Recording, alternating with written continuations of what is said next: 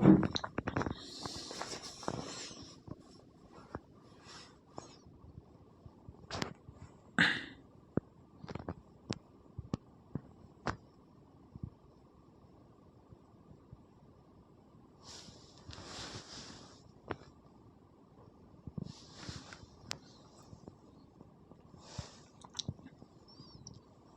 सभी को मेरा प्रणाम, नमस्कार, जय श्री राम। स्वागत है आप सभी का अपने इस यूट्यूब चैनल पर। तो इस वीडियो में हम लोग बात करने वाले हैं जूनियर अकाउंटेंट 2024 के बारे में कि स्टे हटवाने का रामबाण होगा ये तरीका।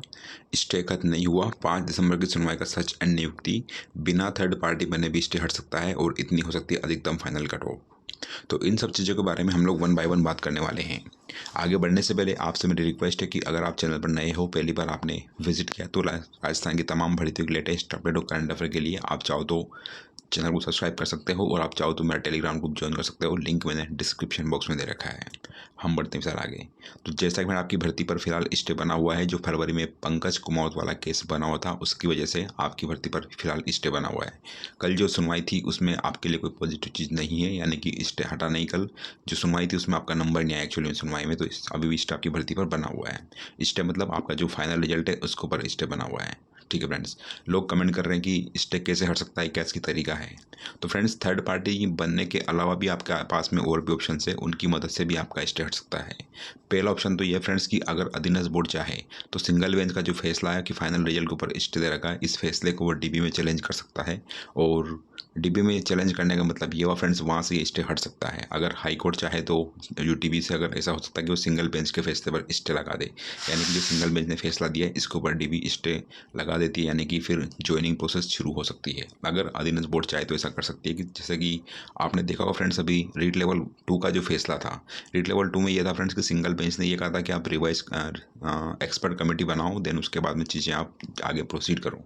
उसके बाद में ये था कि अधीनस्थ बोर्ड ने जब ये सारी चीज़ें करी तो उसको लगा कि इसमें रिजल्ट रिवाइज करना पड़ेगा, और कोर्ट ने रिजल्ट रिवाइज करने की बोल भी दिया था। लेकिन लेवल 2 में क्या हुआ फ्रेंड्स कि जो अभ्यर्थी थे, जिन लोगों ने याचिका लगाई थी सिंगल बेंच में, उन्होंने सिंगल बेंच के फैसले के लिए डीबी में केवियट दायर नहीं करी। केवियट दायर नहीं करी तो इसका मतलब ये हुआ फ्रेंड्स कि अधीनस्थ बोर्ड ने क्या करा, जो सिंगल बेंच का फैसला था रिजल्ट रिवाइज करने का या जो भी था आंसर की या फिर रिजल्ट रिवाइज करने के जैसा, उसके फैसले को डीबी में चैलेंज कर दिया और वो डीबी से स्टे लेकर आ गया।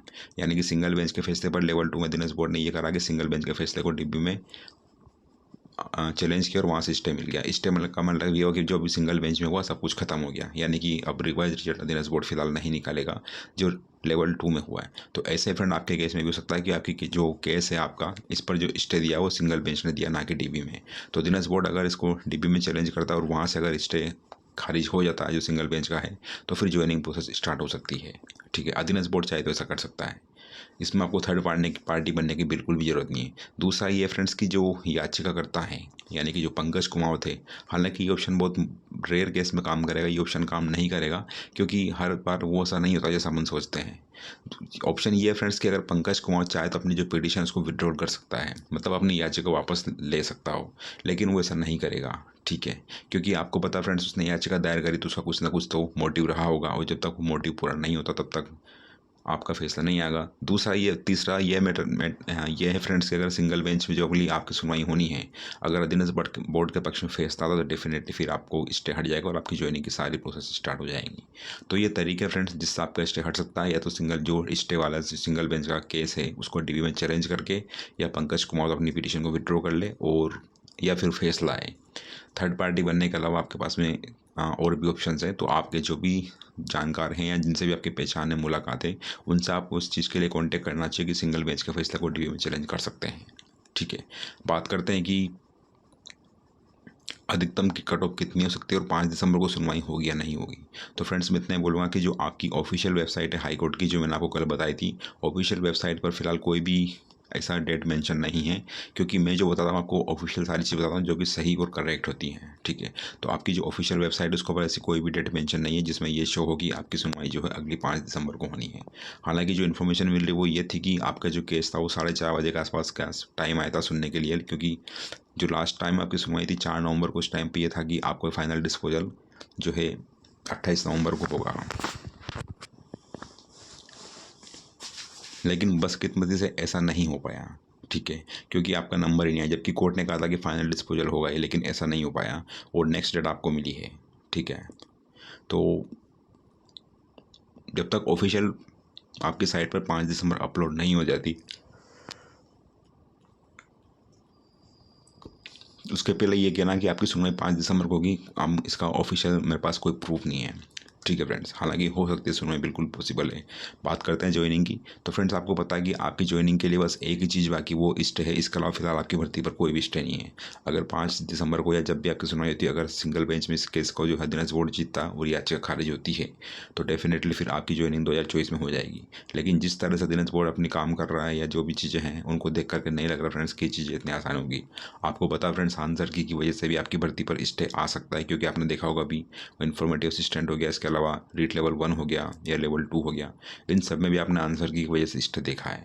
आपको पता फ्रेंड्स, जो वीडियो की भर्ती थी उसमें सुप्रीम कोर्ट का स्टे चल रहा है सिर्फ और सिर्फ आंसर की चैलेंज की उसकी वजह से। ठीक है फ्रेंड्स, तो ये था अभी के लिए। बाकी मैं बता दूँ फ्रेंड्स कि स्टे के लिए आप पंकज कुमार को अप्रोच कर सकते हो, या फिर अपने वकील पर प्रेशर डालो आप, या फिर सरकार जो है सिंगल बेंच के फैसले को जो स्टे दिया उसको टीवी में चैलेंज करके भी स्टे हटवा सकती है। बात करते हैं कट ऑफ की फ्रेंड्स, या और थर्ड पार्टी की। तो मैं इतना बोलूँगा फ्रेंड्स, थर्ड पार्टी बनने से कोई फ़ायदा नहीं है, आपकी याचिका खारिज होने की पूरी पूरी संभावना है। हालांकि मैं इस बात की 100% गारंटी नहीं देता कि याचिका खारिज हो जाएगी, लेकिन मुझे लगता है कि संभावना कम है। ठीक है, आपको पार्टी बनाने के लिए तो दिनेश बोर्ड को रेडी होना चाहिए, या फिर जो पिटिशनर है वो, और दोनों में से कोई भी रेडी नहीं होगा। तो थर्ड पार्टी बनना एक तरह से आपके कंट्रोल में नहीं है। ठीक, फिर भी आप चाहो तो कोशिश कर सकते हो, उसमें कोई बुराई नहीं है। बात करते हैं कि कट ऑफ कितनी रह सकती है। तो मैंने आपको ऑलरेडी बता दिया फ्रेंड्स कि कट ऑफ आपकी, जो लोग बोल रहे हैं कि 600 650 नंबर जाने वाली है, ऐसा बिल्कुल भी नहीं है फ्रेंड्स। आपकी जो कट ऑफ है वो मुश्किल से ज़्यादा से ज़्यादा 600 नंबर के आसपास रह सकती है। 600 नंबर भी टच नहीं कर पाएगी। जनरली कट ऑफ आपकी 598 या 590 के बीच में रह सकती है। ओबीसी की आपकी 580 से 585 के बीच में रह सकती है। तो वहीं डिवोर्स या विडो SC ST की बात करें फ्रेंड्स, तो मैंने आपको ऑलरेडी कट ऑफ बता दी कि कितनी एक्सपेक्टेड कट ऑफ रह सकती है। जो लोग कमेंट कर रहे हैं कि 600 नंबर कट ऑफ रहने वाली, बता दो फ्रेंड्स कि मैंने जो 2 गुना कट ऑफ बताई थी, जिसका वीडियो मैंने डिस्क्रिप्शन बॉक्स में दे रखा, आप देख सकते हो। जो मैंने 11 फरवरी को आपको बताया था कि कितनी आपकी जो है 2 गुना एक्सपेक्टेड कट ऑफ रह सकती है, 100% उतनी आपकी एक्सपेक्टेड कट ऑफ रही है। 600 नंबर आपके कभी भी कट ऑफ नहीं जाएगी फाइनल। हालांकि कट ऑफ अभी कहना मुश्किल है, क्योंकि आपकी भर्ती पर स्टे बना हुआ है, और नेक्स्ट हियरिंग में भी अगर आपका स्टे नहीं हटता तो फिर आप मान सकते हो कि 2025 में आपकी नियुक्ति होगी, 2024 में नहीं हो पाएगी। मैक्सिमम केस में आपने देखा होगा फ्रेंड्स की अब आचार संहिता भी हट चुकी है, वो सारी चीज़ें क्लियर हो चुकी हैं। बाकी कोर्ट से अगर आपकी वैकेंसी फ्री हो जाती है नेक्स्ट हियरिंग में, तो डेफिनेटली फिर आपको ज्वाइनिंग देखने को मिल सकती है। बाकी जो भी अपडेट होगी आपको बता दूंगा मैं। फिलहाल अगर इतना ही, मिलते हैं नेक्स्ट वीडियो में। वीडियो वॉच करने के लिए thanks, have a great day and all the very very best. आपसे रिक्वेस्ट है मेरी, अगर आपने चैनल पर पहली बार विजिट किया तो चैनल को जरूर सब्सक्राइब करना और वीडियो को लाइक करना। Again thanks for watching the video and God bless you all.